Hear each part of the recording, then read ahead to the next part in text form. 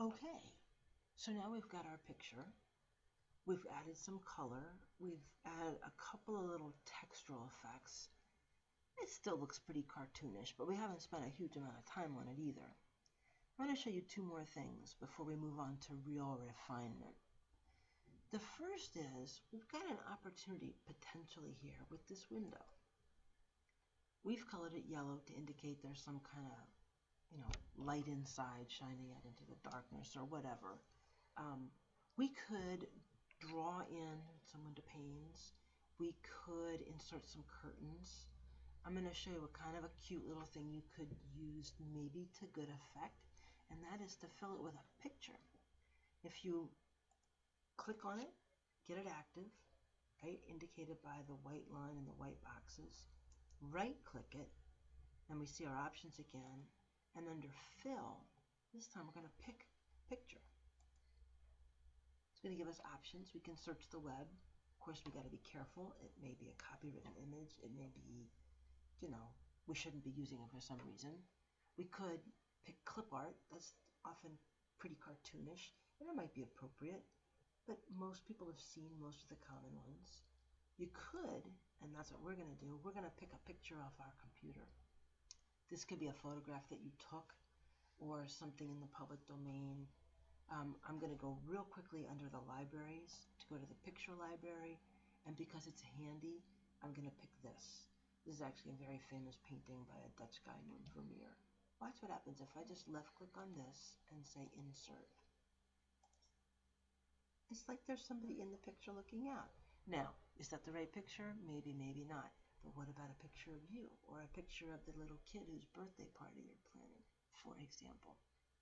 The other thing that I want to show you is how you can make the individual shapes here be not quite so cartoonish.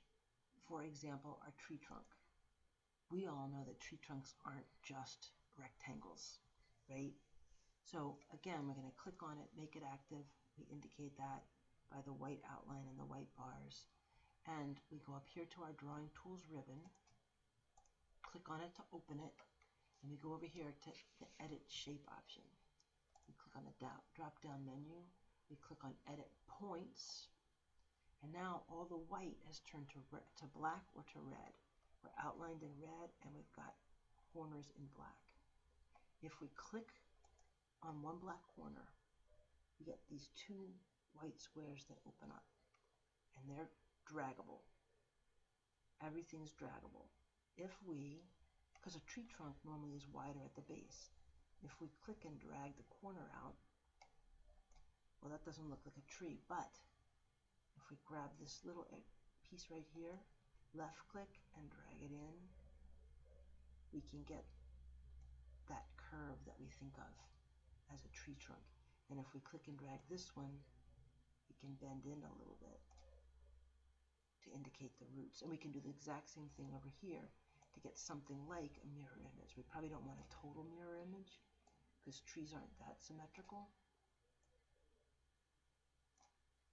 but you get the idea. And we are automatically looking more like a tree.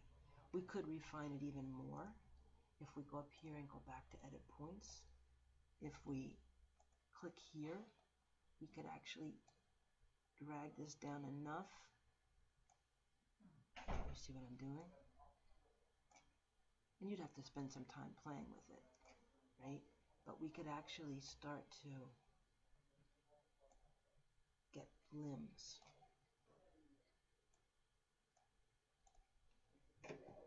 That's a whole different story, isn't it?